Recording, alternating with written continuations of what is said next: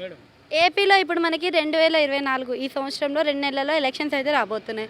Next CM ఎవరైతే బాగుంటుంది, ఏ ప్రభుత్వం వస్తే బాగుంటుందని మీరు అనుకుంటున్నారు?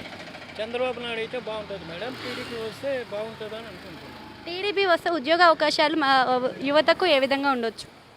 ఇంతకుముందు తీసుకొచ్చాడు కదా మేడం, హైటెక్ సిటీలో డెవలప్ చేశాడు కదా ఐటీ. సేమ్ అట్లాగే ఆంధ్రాలో కూడా చంద్రబాబు నాయుడు డెవలప్ చేస్తాడని అనుకుంటున్నాను. చంద్రబాబు నాయుడు ఒకవేళ వస్తే మరి యువత వలస వెళ్ళడం ఆగిపోతుందా?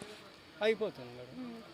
సో ఇప్పుడు పొత్తులో వస్తున్నాడు కదా చంద్రబాబు నాయుడు, అలా పొత్తులో రావడం వల్ల మరి పవన్ కళ్యాణ్ గారికి ఎలాంటి పదవులు ఇచ్చే అవకాశం ఉంది? పవన్ కళ్యాణ్ ఏ పదవి అడిగితే అది ఇస్తాడు మేడం. ఏదడిగితే అది ఇస్తారా? ఇస్తాడు. సో నారా లోకేష్ యువగల పాదయాత్ర చేస్తున్నారు కదా, సో ఆ యువగల పాదయాత్ర మరి ప్రజల్లో ఏ వరకు ప్రభావితం చేస్తుంది అనుకోవచ్చు?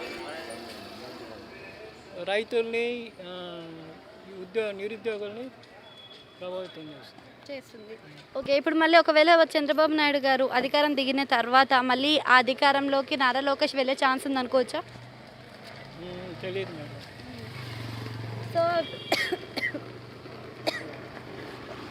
జూనియర్ ఎన్టీఆర్ ఏమన్నా మన టీడీపీలో జాయిన్ అయ్యే అవకాశం ఉందనుకోవచ్చా?